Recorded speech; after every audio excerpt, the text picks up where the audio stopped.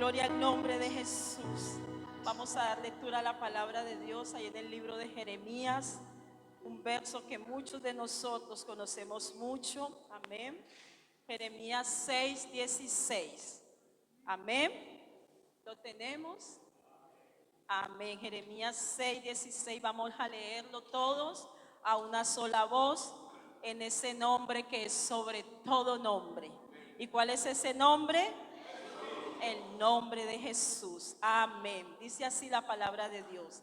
Así dijo Jehová: paraos en los caminos y mirad y preguntad por las sendas antiguas, cuál sea el buen camino, y andad por él, y hallaréis descanso para vuestras almas. Hasta ahí lo vamos a leer. Vamos a leerlo una vez más respetando los puntos y las comas. Amén. Así dijo Jehová: paraos en los caminos y mirad y preguntad por las sendas antiguas, cuál sea el buen camino, y andad por él, y hallaréis descanso para vuestra alma. Gloria al Señor. Dando un gloria a Dios, puede tomar asiento. Amén. Gloria a Dios. Bueno, en esta tarde, hermanos, con la ayuda del Señor, vamos a hablar con un tema que realmente es una serie. No es solamente el tema del día de hoy, sino que es una serie. Amén. Así que hoy vamos a empezarla con la ayuda del Señor.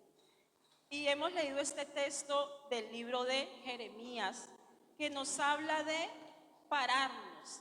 Fue el Señor el que le dijo al profeta Jeremías: paraos en los caminos y preguntad por las sendas antiguas, cuál sea el buen camino, y andad por él, para que hallemos descanso para nuestras almas. Yo creo que la mayoría de los que estamos aquí, por muy jóvenes que seamos, alguna vez hemos escuchado de ese evangelio tan glorioso de años atrás. ¿Sí o no? A ver, levante la mano quien no lo haya escuchado. Todos hemos escuchado los tiempos de antes, ¿cierto? Cómo se vivía el evangelio antiguamente. Yo no soy muy vieja en el evangelio. Tengo aproximadamente unos 18 años, por la gracia de Dios, de ser cristiana, pero aún conocí un evangelio diferente a cómo se vive hoy en día. Amén. Y uno de mis ruegos es volver a vivir eso que yo viví en otros tiempos. Pero si le preguntamos a personas, por ejemplo, como la hermana Marisa, la hermana Jacqueline, como nuestros pastores, ellos nos van a contar cosas asombrosas que aún yo tampoco viví. Yo he hablado algunas veces con la hermana Jacqueline y ella me dice: hermana Ismenia, yo vi paralíticos levantarse de la silla. Yo me congregué en una iglesia donde solamente era tierra y quizás ahí pobremente, pero se movía la gloria de Dios. Amén.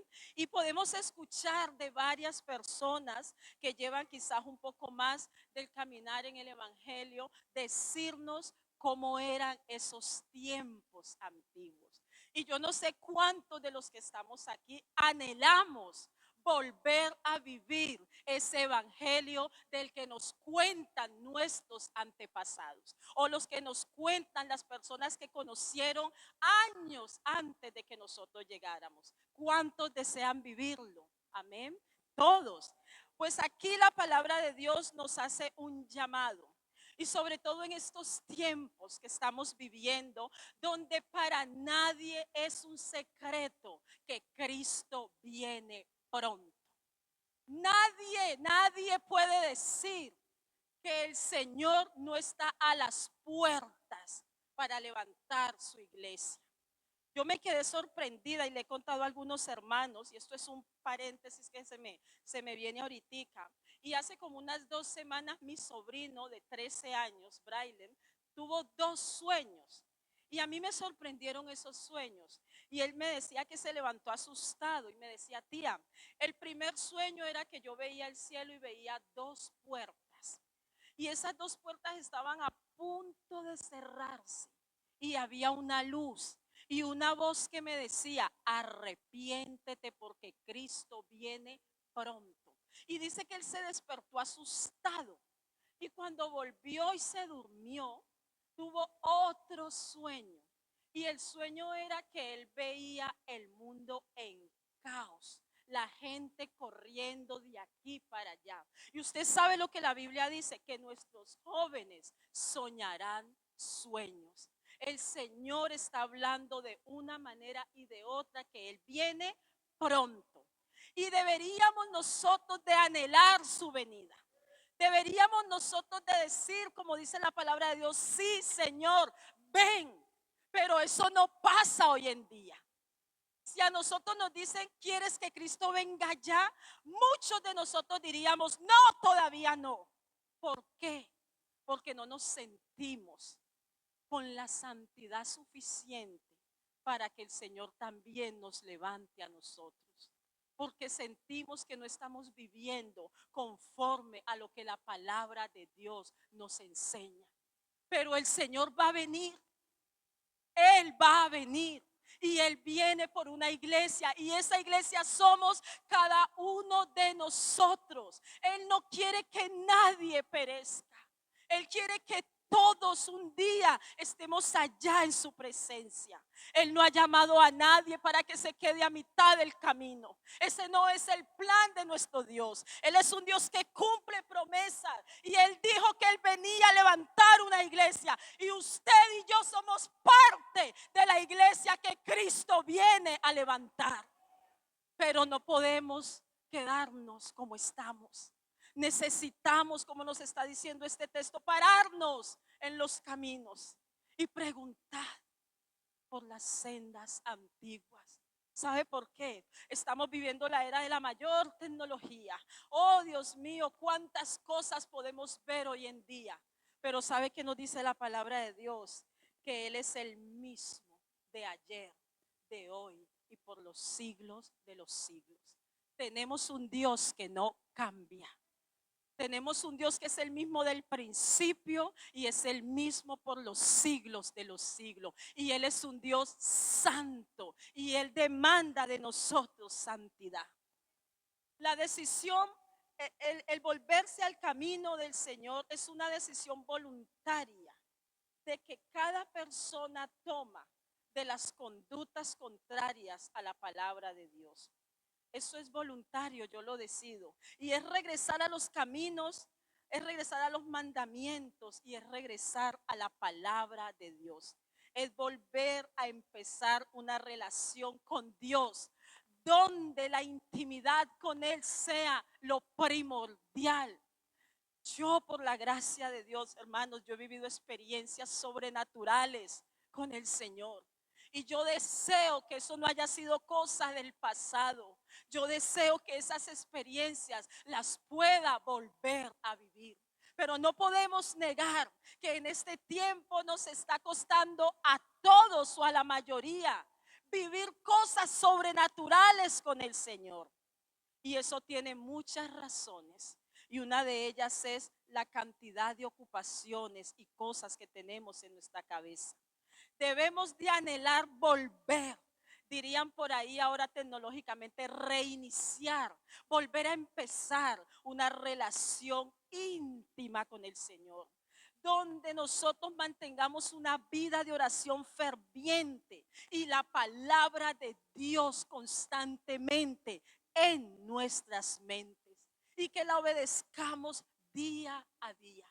Así vivían los primeros cristianos. Así nos ha enseñado nuestro pastor o nuestros hermanos, la hermana Zenel y los hermanos algunos que yo conozco y con los que hemos hablado. Esta gente vivía en una entrega total y absoluta a Dios.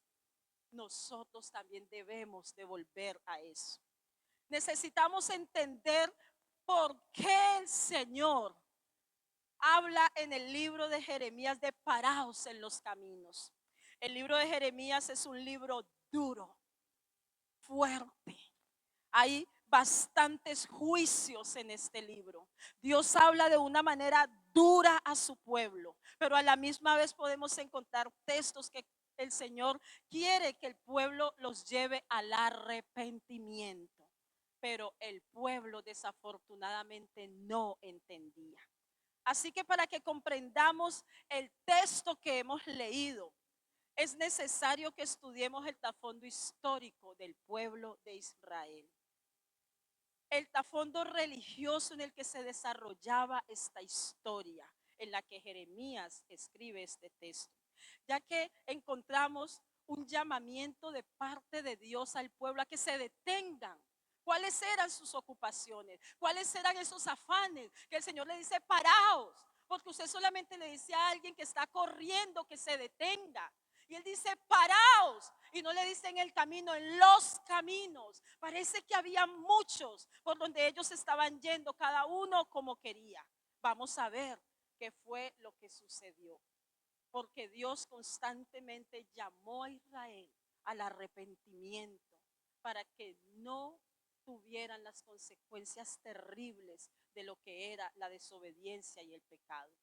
La Biblia nos muestra que el pueblo venía sufriendo un decaimiento espiritual, moral, político, etcétera.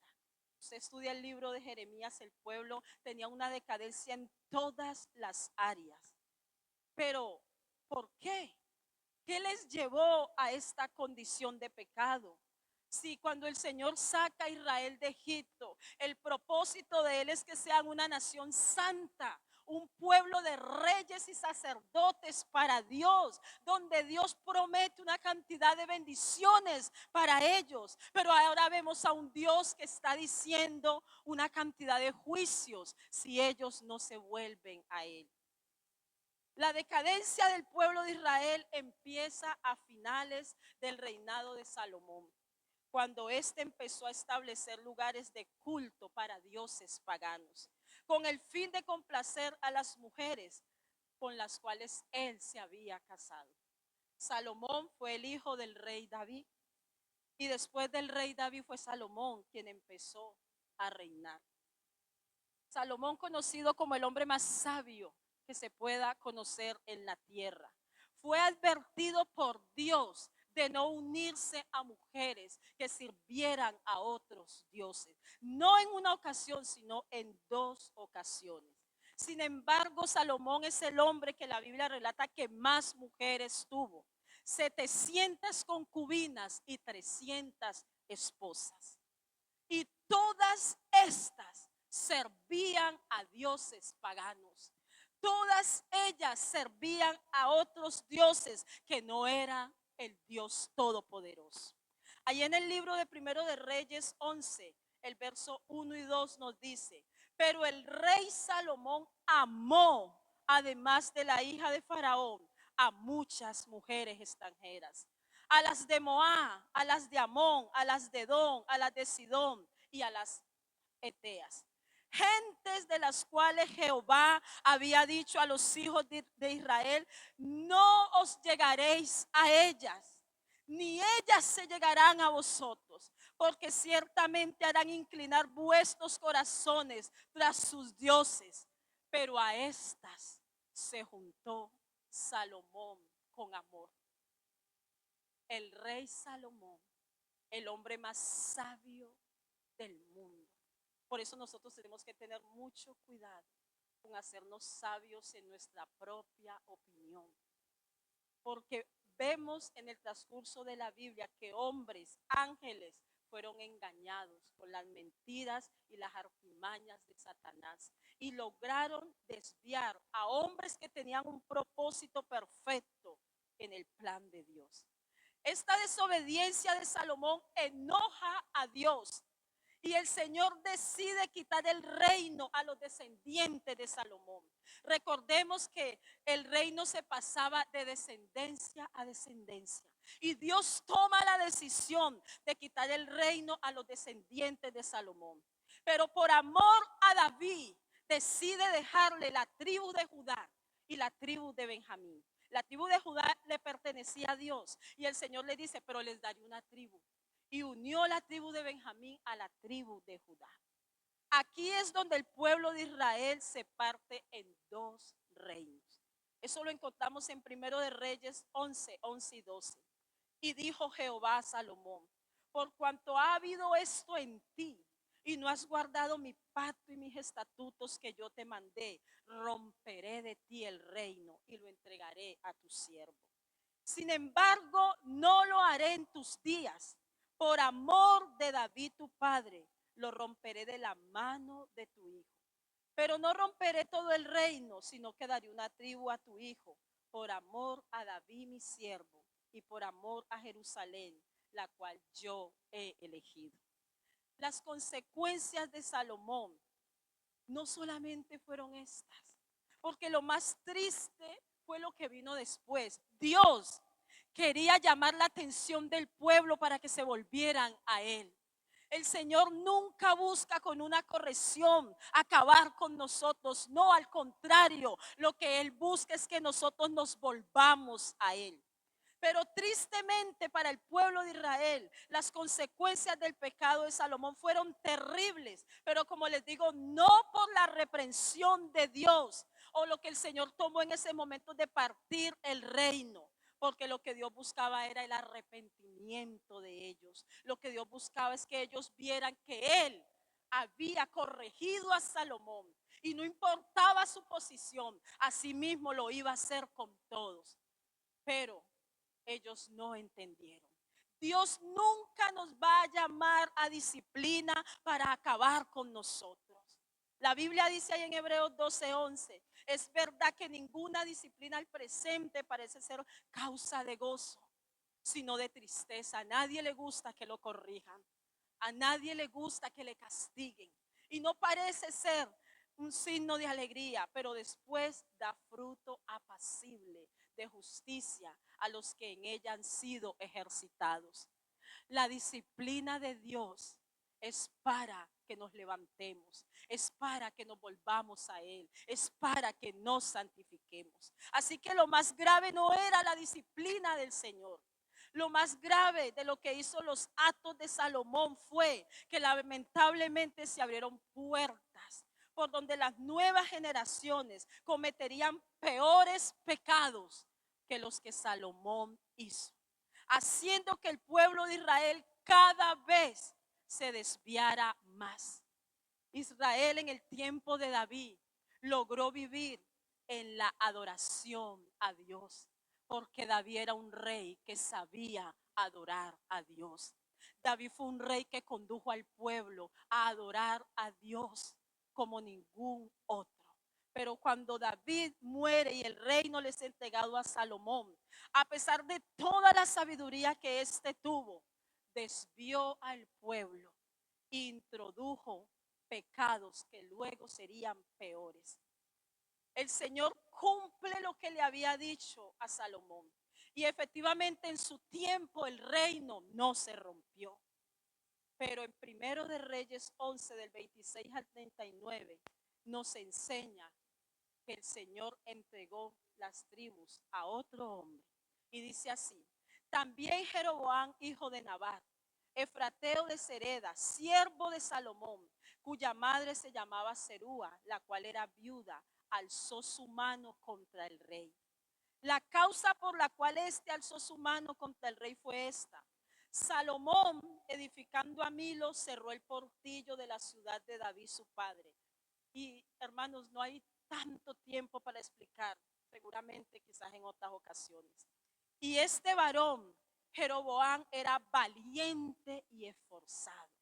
Y viendo Salomón al joven, que era hombre activo, le encomendó todo el cargo de la casa de José.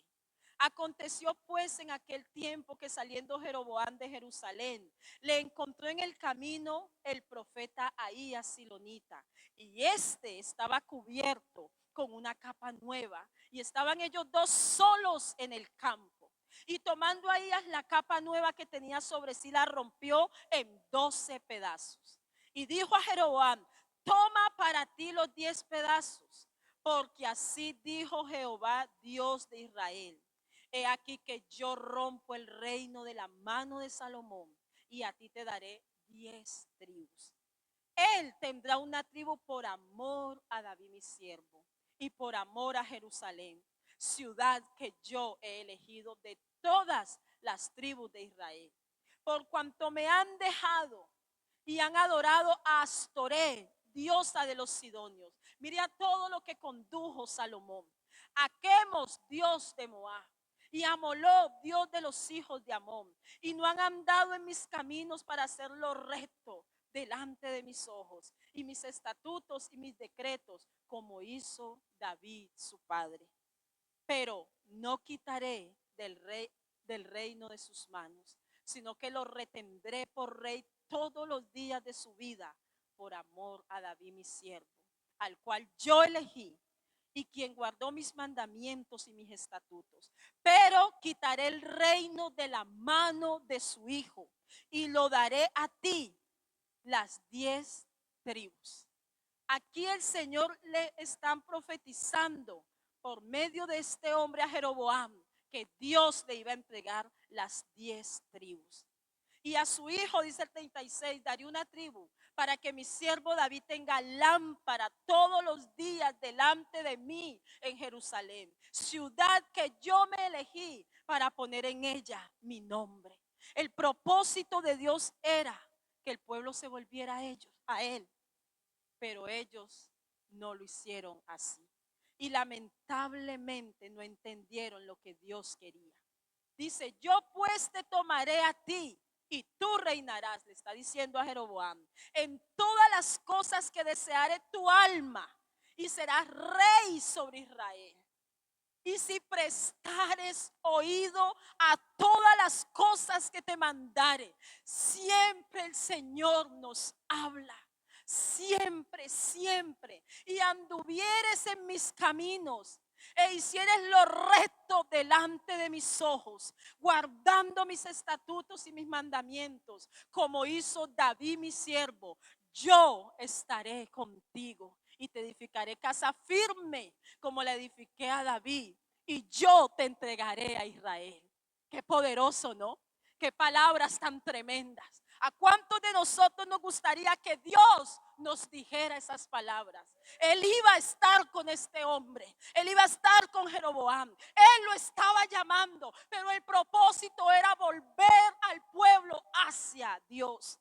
Y le dice el Señor: y yo afligiré a la descendencia de David a causa de esto, mas no para siempre. Porque él quería que se entristecieran, él quería que se dolieran por lo que estaba pasando. Pero Jeroboam, que quedó reinando sobre las 10 tribus, que se le llamó con un propósito que el Señor se lo muestra a las 10 tribus de Israel, conocidas como el reino del norte, no entendió el propósito de Dios. No lo entendió. Y lo que hizo fue planear cosas que desviaron cada vez más al pueblo de Dios. Esto es lo que está pasando en el reino del norte. Las 10 tribus que le fueron entregadas a Jeroboam. Ahí en el libro de Primero de Reyes 12, verso 26 al 35 dice: y dijo Jeroboam en su corazón: ahora se volverá el reino a la casa de David. Si este pueblo subiere a ofrecer sacrificios en la casa de Jehová en Jerusalén, porque el corazón de este pueblo se volverá a su señor Roboam, rey de Judá, que era el hijo de Salomón. Y me matarán a mí y se volverán a Roboam, rey de Judá. Qué triste. Qué triste este pensamiento de Roboam, cuando Dios ya le había hablado.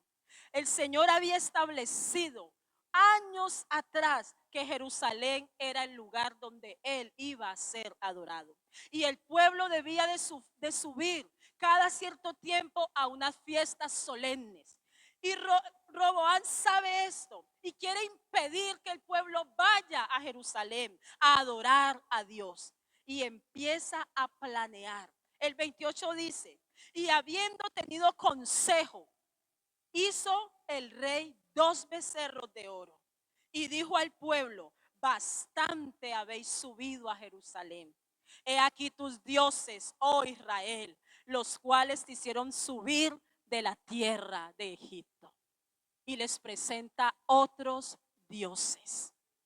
Y puso uno en Betel y el otro en Dan. Y esto fue causa de pecado, porque el pueblo iba a adorar delante de uno hasta Dan. Hizo también casas sobre los lugares altos. Hizo sacerdotes de entre el pueblo que no eran de los hijos de David. Dios había establecido ya la forma de adorarlo, de servirlo, el lugar. Pero Jeroboam, por temor a que lo rechazaran, empezó a establecer otras cosas. Y yo no sé si usted puede ver la profundidad de los pecados que él estaba haciendo.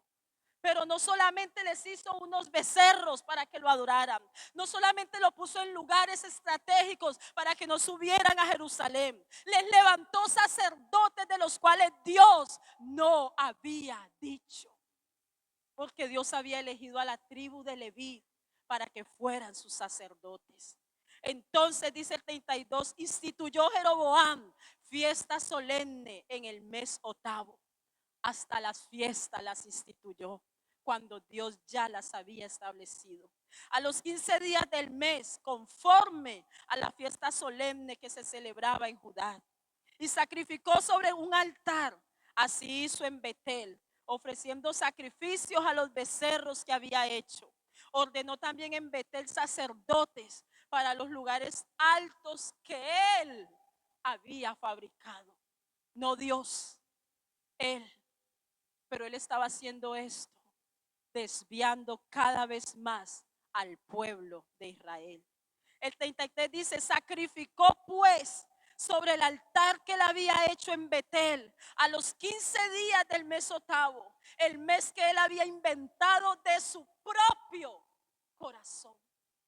Cuando la Biblia dice que no hay nada más engañoso y perverso que nuestro corazón. Pero él lo hizo de su propio corazón. E hizo fiesta a los hijos de Israel y subió al altar para quemar incienso. Qué terrible todo lo que este hombre estaba haciendo. Todo lo que estaba estableciendo él como el rey al cual Dios había escogido. Porque Dios le escogió. Pero él se desvió del propósito y el plan de Dios. Se olvidó de todas las cosas que el Señor le había dicho. Toma sus propias decisiones. Y su decisión es guiar al pueblo bajo sus propias leyes, cambiándoles el lugar de adoración, cambiándole al Dios que debían adorar, cuando eso no era lo que Dios había establecido para su pueblo. Les cambió todas las cosas en lugar de ofrecer sacrificios. Y solamente pensó en mantener su reinado. Qué triste, ¿no? Qué triste. Su pensamiento solamente era que el pueblo no se volvieran a Roboam, cuando ese no tiene que ser el propósito. El propósito es que el pueblo se vuelva a él, al Dios todopoderoso. Necesitamos todos regresar al Señor, como lo necesitaba Israel en aquel entonces. Y era lo que Dios anhelaba. Usted puede leer la historia de Israel desde que Dios lo llama de Egipto. Lo que Dios más desea es tener una relación íntima con ellos. Pero lamentablemente cada vez se desviaban más. El líder que había escogido Dios, el rey que había escogido Dios, que debía hacer lo posible para volver al pueblo a su Dios, hizo todo lo contrario. Lo alejó más y más. Qué pesar. No entendió. No entendió. El 31 nos dice que puso a sus propios sacerdotes. Hizo cosas terribles, hermanos. Si nosotros vemos todas estas cosas que este libro nos cuenta y las estudiamos con las leyes, todo lo que Dios había establecido, podemos darnos cuenta todas las abominaciones que había cometido Jeroboam, desviando al pueblo, estableciendo todas estas cosas. Todo esto ocurre en el reino de Israel.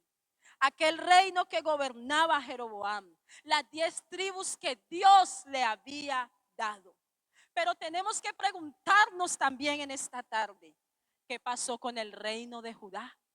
Porque Dios le había dado también, le había dejado al hijo de Salomón una tribu, más la que ya tenían, que era Leví. 2 tribus. ¿Qué pasó con este reino? ¿Se volvieron a Dios? ¿Se arrepintieron? ¿Se compungieron por lo que había pasado y estaba pasando en el pueblo? ¿Qué pasó con la tribu de Judá y de Benjamín? Dios espera que ellos tengan un arrepentimiento, un dolor por la situación que está viviendo el pueblo. David en sus tiempos logró unir al pueblo, porque David no empezó reinando en todo Israel. Él empezó reinando en una parte del pueblo, pero él supo conducir al pueblo a la unidad. Y finalmente David pudo reinar en todo Israel. Pero aquí estamos viendo lo contrario, pero no porque Dios lo quería, sino porque el hombre tenía su corazón desviado. Dios esperaba que ellos se limpiaran de sus pecados, que hicieran volver a su pueblo hacia Él. Pero la Biblia nos dice que lamentablemente también el reino de Judá pecó. Y es terrible porque ahí en Jeremías 3:7 nos dice algo tremendo del reino de Judá. Dice así, Jeremías del 8 en adelante, perdón. Y ella vio que por haber fornicado la rebelde Israel, yo la había despedido y dado carta de repudio, pero no tuvo temor de la rebelde Judá, su hermana, sino que también fue ella, ¿y qué? ¿Y qué? Y fornicó. También se alejó. Y sucedió que por juzgar ella cosa liviana su fornicación. Nos predicaba el pastor en estos días, no hagamos normal lo anormal. Ellos empezaron a juzgar la fornicación, no pasa nada. Eso no importa. Juzgaron como cosa liviana su fornicación. Y a causa de eso, la tierra fue contaminada. Y adulteró con la piedra y con el leño. Con todo esto, su hermana, la rebelde Judá, no se volvió a mí de todo corazón, sino que lo hizo fingidamente, dice Jehová. Ellos empezaron a ver las cosas como que nada. Estaban en los actos religiosos y hacían los sacrificios, pero no lo hacían de corazón, lo hacían fingidamente. Y Dios vio eso. Y me dijo Jehová, ha resultado justa la rebelde Israel en comparación con la desleal Judá. ¡Wow! ¡Qué tremendo! ¡Qué profundo! ¡Qué triste! La tribu que era la tribu de la adoración, de la alabanza al Señor, llegó a ser peor que sus hermanos. Qué triste eso. Y todo empezó con un hombre llamado Salomón. Y cada día fue a peor, hasta que fueron perdiendo el temor a tal punto que veían las cosas normales. Y cuando uno empieza a ver las cosas normales, es bien peligroso. Uno de los más grandes temores que yo le tengo que confesar, que yo tengo, es la inteligencia artificial. Y sé que ayuda para muchas cosas. Sé que es buena para muchas cosas, pero yo le tengo temor. Yo le tengo temor. ¿Por qué? Porque hay cosas que se pueden ver buenas, parecen buenas, pero su profundidad, ¿cuál es? Y podemos ver el resultado, la condición la decadencia espiritual, moral, política, porque estaban haciendo cosas terribles, estaban desobedeciendo todos los mandamientos que Dios les había dado. Estaban prevaricando de una manera terrible. Y esto lo podemos estudiar en el libro de los reyes, todos reyes, primera y segunda, porque esto fue de muchos años. El capítulo 21 del segundo libro de Reyes nos da un resumen de la condición de pecado en la que se encontraba el reino de Judá.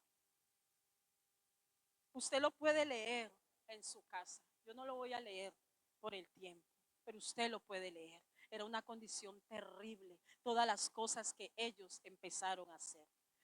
Nuestro Dios, en su infinito amor y misericordia, levanta a Josías. ¿Cuántos han escuchado hablar del rey Josías? ¿Cuántos han escuchado hablar del rey Josías?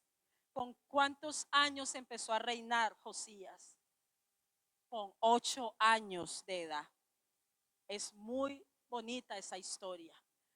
En segundo de Crónicas 34, 1 y 2 dice: de 8 años era Josías cuando comenzó a reinar, y 31 años reinó en Jerusalén. Este hizo lo recto ante los ojos de Jehová, y anduvo en los caminos de David su padre, sin apartarse a la derecha ni a la izquierda. Él, siendo tan joven cuando comenzó su reinado, y a pesar de vivir los tiempos más oscuros del pueblo de Israel, este joven Josías nos da un ejemplo que nosotros todos debemos seguir. La Biblia nos dice cosas poderosas de Josías. En segundo de Crónicas 34:3 dice: a los 8 años de su reinado, empezó a reinar con 8 años y llevaba 8 años reinando. Quiere decir que tenía ¿cuántos años? 16 años. Siendo aún muchacho, comenzó a ¿qué? A buscar a Dios. Pero no comenzó a buscar a cualquier Dios, porque había muchos dioses en el pueblo. Él había conocido que estaban adorando una cantidad de dioses. Él empezó a buscar al Dios de David, su padre. Y a los 12 años comenzó a limpiar a Judá y a Jerusalén de los lugares altos, imágenes de acera, esculturas e imágenes fundidas. ¡Qué ejemplo tan poderoso! El del rey Josías. Tenía solo 16 años, viviendo los tiempos más oscuros del pueblo de Israel, en decadencia en todas las áreas. Pero él dijo: yo voy a buscar a Dios. Yo voy a buscar al Dios que me han contado. Yo puedo imaginarme que alguien le había contado las hazañas de David. Alguien le había contado las victorias de David. Alguien le había contado cuando David trajo el arca al pueblo de Israel. Alguien le había contado cuando David danzaba en la presencia de Dios. Yo creo que Josías tenía esa información. Y él, como nosotros, decía: yo también quiero ver. Yo también quiero regresar a esos tiempos del Dios de David, mi padre. Como nosotros hoy en día queremos ver lo que nos cuentan los antiguos. Queremos ver lo que nos cuentan nuestros padres. Queremos ver esa gloria de Dios en nuestras vidas, en nuestra iglesia, en nuestra familia. Y él, al escuchar eso, dice: voy a buscar a Jehová. Con 16 años voy a buscar a ese Dios de David, ese Dios del que tanto me han hablado, es el Dios que le dio tantas victorias al pueblo. A los 12 años comienza a limpiar a Judá y a Jerusalén. Él nos deja tremendo ejemplo. Según el texto bíblico, este joven duró buscando la presencia de Dios 4 años en oración, porque dice que él decidió buscarlo en oración, en oración, en oración.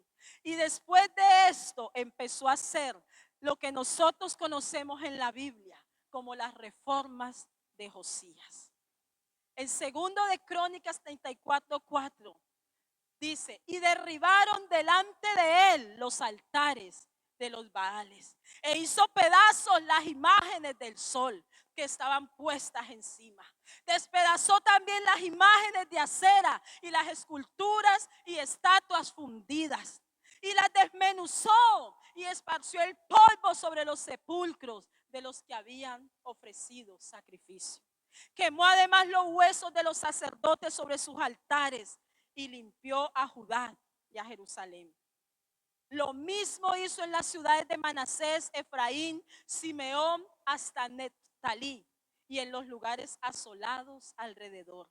Y cuando hubo derribado los altares y las imágenes de acera, y quebrado y desmenuzado las esculturas, y destruido todos los ídolos por toda la tierra de Israel, volvió a Jerusalén.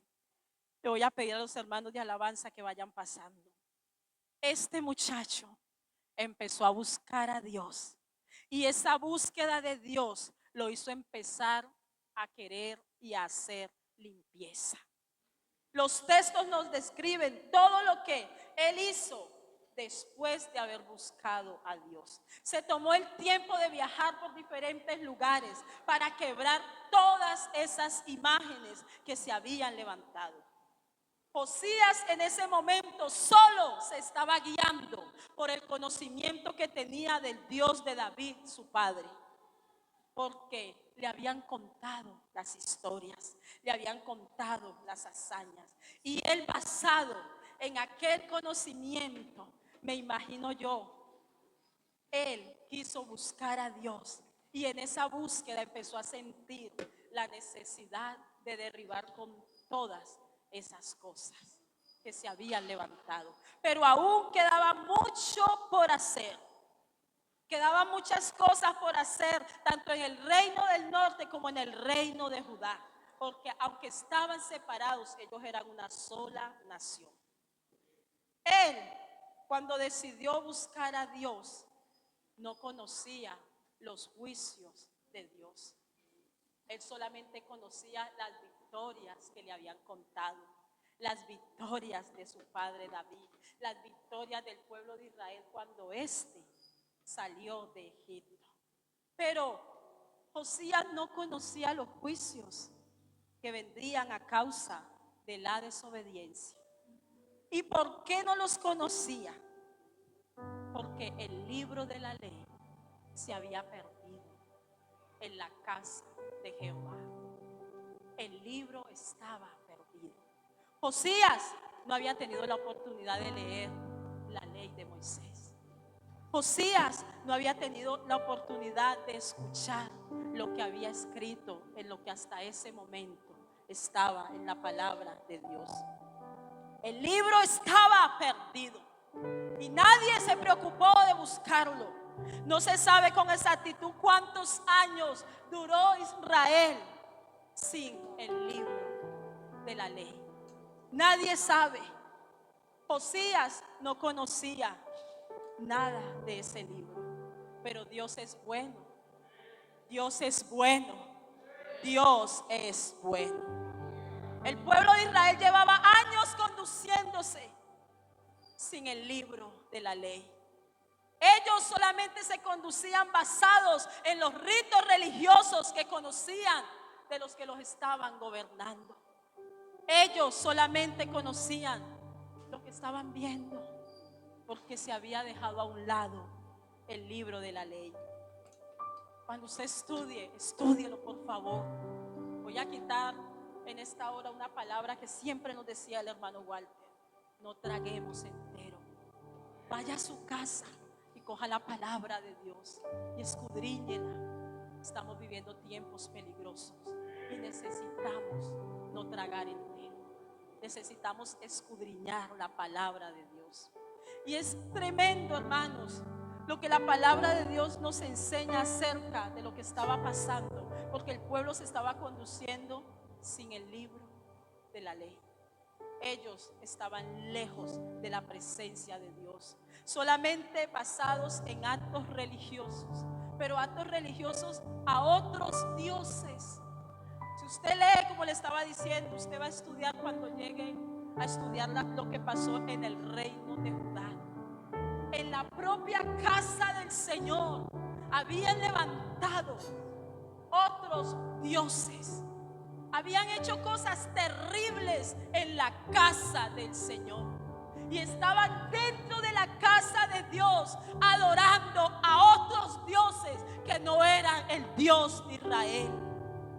Esto nos puede pasar a nosotros. Y yo no estoy hablando de la iglesia como tal. Yo estoy hablando de mí y de usted como iglesia del Señor que somos, cada uno de nosotros. Porque la iglesia somos nosotros. Nos puede llegar a pasar, y sobre todo en estos tiempos donde es tan fácil dejarnos llevar por la tecnología y todas estas cosas, que nosotros hagamos en el templo de Dios otro altar a otros dioses.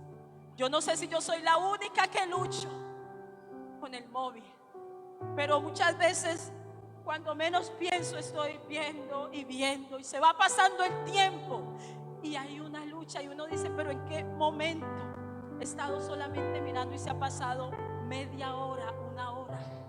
Yo no sé si soy la única que lucho con eso. Y todo esto porque nos puede llegar a pasar lo mismo que estaban viviendo ellos.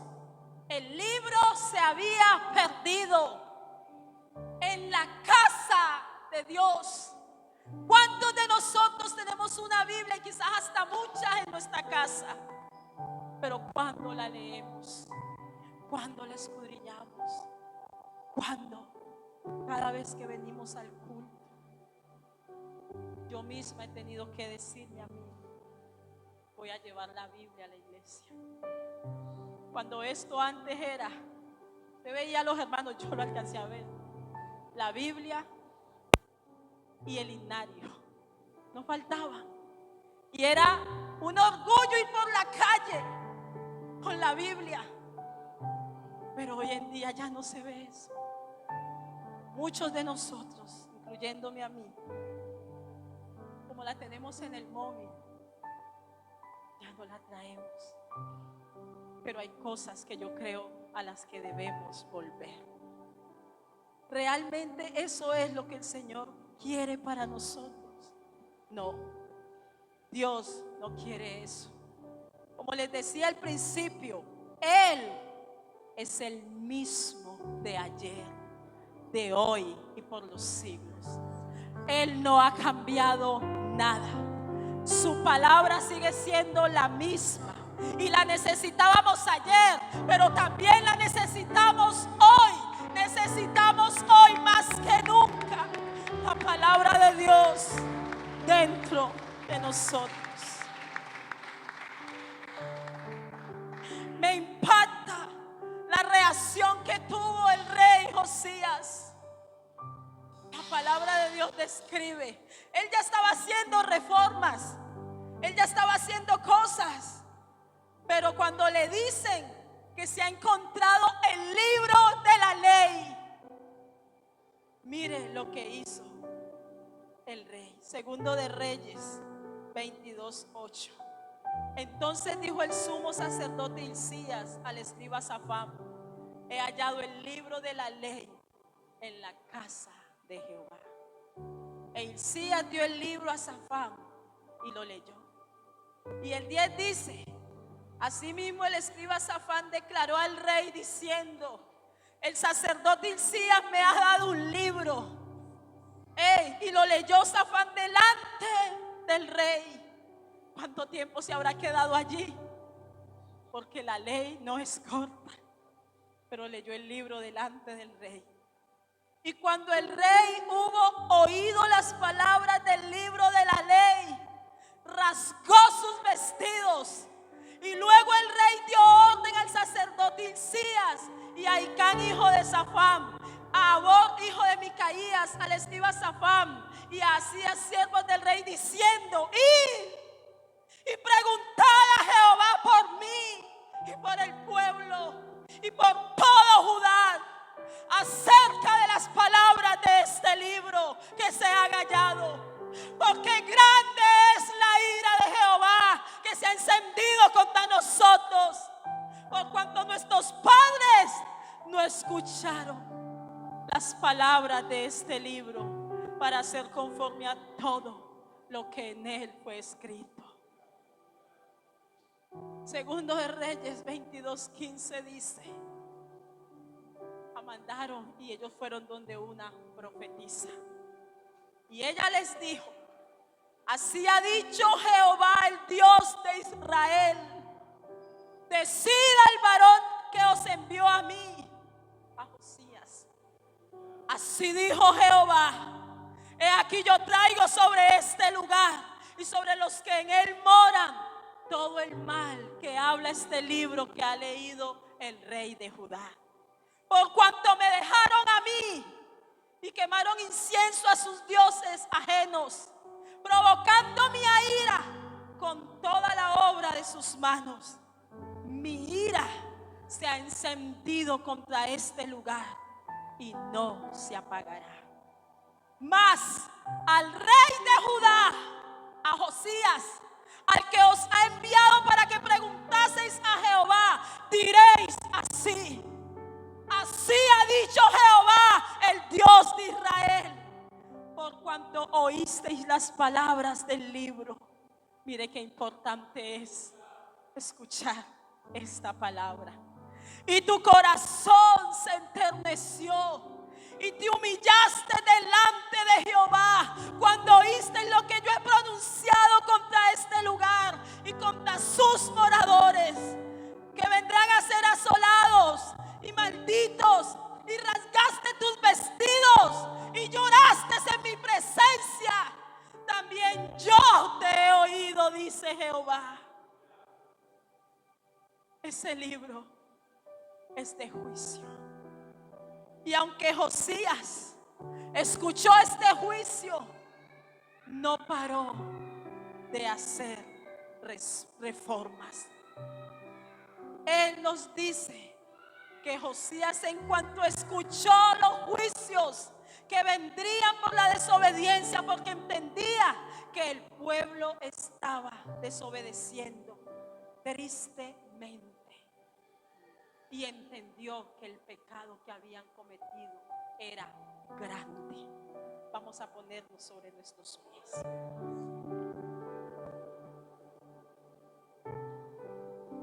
No podemos negar que lo que va a acontecer a todos aquellos que no obedezcamos al Señor va a ser terrible. Si usted lo ha leído en esta palabra, si usted conoce eso. Pero sabe, el juicio será peor para nosotros que hayamos conocido y desobedezcamos, porque no hemos entendido la gracia, el amor tan grande de nuestro Dios. Hay gente que no ha entendido lo que usted y yo hemos entendido. Hay gente que no ha entendido que Jesucristo es Dios que se manifestó en carne para salvarnos a nosotros. Pero usted y yo sí, por su gracia, por su misericordia, por su amor tan grande. ¡Qué gran amor! Hay gente que no ha entendido lo que Él hizo en la cruz del Calvario por nosotros. Pero nosotros lo tenemos que entender. Qué bueno es que en esta tarde tengamos la actitud de Josías, porque yo quiero que Dios me diga a mí lo que le dijo al rey Josías. Josías rasgó sus vestiduras. En ese tiempo en el pueblo eso era una señal profunda de adoración y de arrepentimiento. Era un dolor. Y Josías no había hecho nada malo. Josías estaba haciendo lo que debía ser basado en su conocimiento. Cuanto más nosotros. Hay algo que Dios puso en el corazón del pastor. Esta es la segunda semana. 40 días de ayuno y oración. Y yo no sé cuántos han visto, por ejemplo, cada petición de la semana pasada. a mí me impactó. El primer día era el arrepentimiento. ¿Cuánto necesitamos arrepentirnos?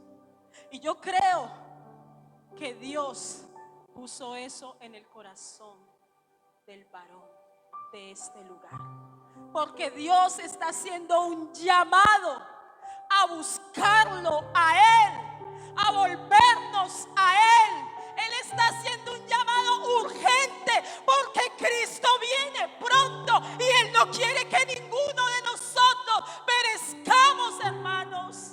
Él no quiere que nadie se pierda. Y Él levanta a su siervo y dice: vamos a ayunar, vamos a convocar oración para que busquemos del rostro del Señor. Pero ¿cuántos estamos humillándonos? Yo quiero que algo poderoso en mi vida pase en estos 40 días. Yo no puedo ayunar de momento, pero yo sí puedo orar. Yo sí me puedo tirar al suelo. Yo sí me puedo humillar en la presencia de Dios. Yo sí puedo buscar al Señor y decirle: Señor, te necesito. Señor, perdóname. Señor, me arrepiento. Señor, háblame. Yo sí puedo hacer eso. ¿Usted cree que usted también lo puede hacer? ¿Cuántos queremos venir en esta tarde a este altar y decirle: Señor, yo quiero ser como Josías? Yo quiero ser como Josías.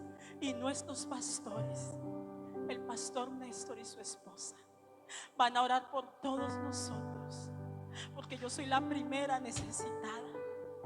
Yo soy la primera que necesito que Dios me toque, que Dios me hable, que Dios me redarguya, que Él me haga entender, que Él me vuelva a las sendas antiguas. Yo quiero volver a la presencia de Dios, al ruego, a la oración, al quebrantamiento, a esa búsqueda profunda, a su temor. Yo quiero volver a ver la gloria de Dios derramarse en la iglesia de una manera tan poderosa que nadie la pueda detener. Yo quiero volver a eso.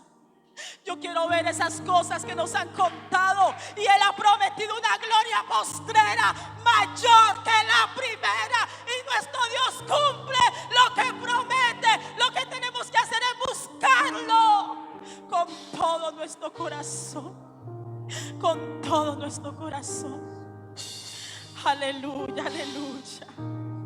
Esta semana la lección de los grupos de amistad era el arrepentimiento. Y allí en 2 de Crónicas 7:14, la Biblia nos da un texto que todos los que hemos pasado a este altar vamos a repetir.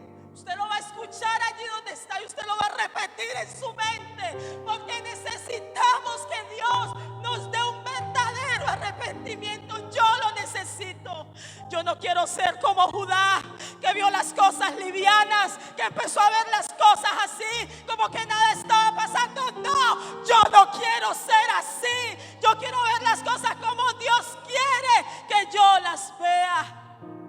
Y ahí en 2 de Crónicas 7:14 dice: si se humillare mi pueblo, si mi pueblo se humillare, es todo lo que tenemos que hacer, humillarnos en la presencia de Dios. Él no nos pide mucho. Mi pueblo sobre el cual mi nombre es invocado, y oraren y buscaren mi rostro, y se convirtieren de sus malos caminos, entonces yo oiré desde los cielos y perdonaré sus pecados y sanaré su tierra. ¿Cuánto necesitamos que el Señor sane nuestra tierra, que sane nuestra vida? ¿Cuántos tenemos nuestros hijos que están en el mundo y Cristo viene pronto? ¿Cuántos tenemos familiares que no conocen de Dios? ¿Cuántos tenemos una necesidad? Yo necesito que Dios sane mi tierra. Yo la necesito. Señor, denos dolor de arrepentimiento. Denos dolor de arrepentimiento. Ayúdenos a entender, Señor, lo que usted nos quiere decir. Aquí estamos en esta tarde, reconociendo, Dios de los cielos, que somos pecadores, que nos hemos desviado del camino, que nos hemos perdido, Señor. Pero aquí estamos para que tú nos vuelvas a ti, oh Dios. Ayúdanos, Señor. Ayúdanos, Jesús. Ayúdanos, Jesús. Ayúdanos, Señor Jesús.